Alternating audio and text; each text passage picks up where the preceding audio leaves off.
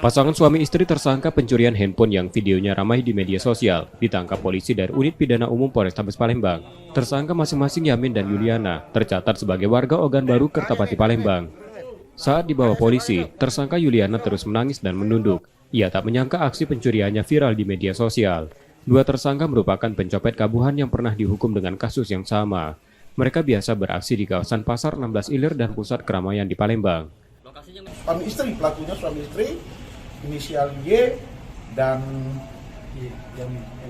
Y ya untuk pelakunya.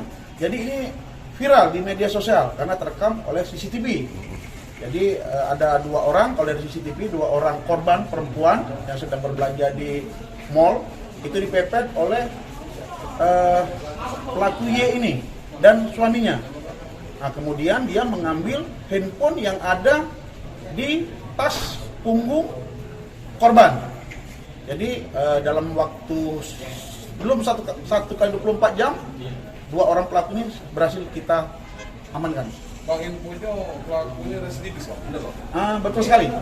Jadi untuk pelaku memang pernah melakukan kasus yang sama. Sempat terbuang berarti, Bang? Sempat.